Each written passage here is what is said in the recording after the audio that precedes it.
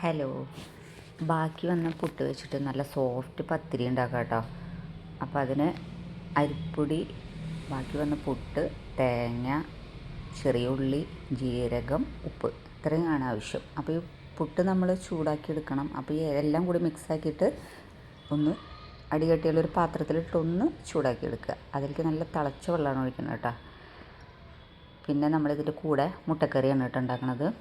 ആ മുട്ടക്കറിക്ക് ആവശ്യമായിട്ടുള്ള സവാള വഴറ്റിയെടുക്കുകയാണ്. സവാള കുറച്ച് ബ്രൗൺ കളറാവണ വരെ വഴറ്റുന്നുണ്ട് കേട്ടോ. അപ്പുറത്ത് തന്നെ കോഴിമുട്ട ബോയിൽ ചെയ്യാനായിട്ട് വെച്ചിട്ടുണ്ട്. ഒന്ന് അടച്ചു വെച്ച് കൊടുക്കുക. പിന്നെ നമ്മുടെ പത്തിരിയുടെ മാവൊക്കെ നന്നായി കുഴച്ച് വന്നിട്ടുണ്ട്. പത്തിരി പരത്തിയെടുക്കുകയാണ് കേട്ടോ. ഈ പത്തിരി വൈകുന്നേരം ആയാലും നല്ല സോഫ്റ്റായിട്ട് തന്നെ ഇരിക്കുക കേട്ടോ. അങ്ങനെ ഹാർഡായി പോകുന്നില്ല. നല്ല സോഫ്റ്റ് പത്തിരിയാണ്. കണ്ടോ, അതിന് റൗണ്ട് ഷേപ്പ് കിട്ടാനൊന്ന് കട്ട് ചെയ്തെടുത്തിട്ടുണ്ട് കേട്ടോ. അടിപൊളിയല്ലേ?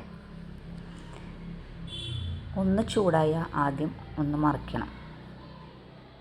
പിന്നെ ഒന്നിങ്ങനെ മുരിഞ്ഞു വരുന്ന ഒരു പാകത്തിൽ അടുത്ത സ്റ്റെപ്പ് മറിച്ച് കൊടുക്കുക. അങ്ങനെ കണ്ടോ, ആയിട്ടുണ്ട്. അപ്പോൾ കണ്ടോ, നല്ല ഇങ്ങനെ 2 ലെയറായിട്ട് വന്നിട്ട് കണ്ടോ, നല്ല സോഫ്റ്റാണ് കേട്ടോ. എത്ര സമയം ഇരുന്നാലും അത് അങ്ങനെ ഒരു ഹാർഡായി പോകുന്നില്ല. പിന്നെ മുട്ടക്കറിയിലേക്കുള്ള മസാലയാണ് കേട്ടോ.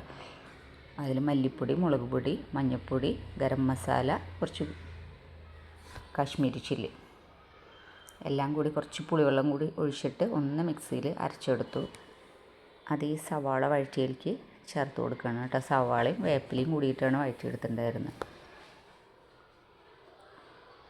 ആ പുളിവെള്ളം ചേർക്കുമ്പോൾ നല്ല ടേസ്റ്റാണ് കേട്ടോ മുട്ടക്കറിക്ക്. കുറച്ച്, ഒരുപാടൊന്നും ആവാൻ പറ്റില്ല, കുറച്ച്, പക്ഷെ ഭയങ്കര ടേസ്റ്റാണ്.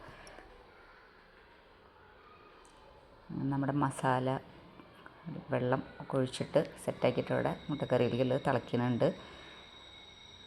കോഴിമുട്ട അതിലേക്ക് ഒന്നിങ്ങനെ വരഞ്ഞിട്ട് ഇങ്ങനെ ഇട്ട് കൊടുക്കുക. അടിപൊളിയല്ലേ?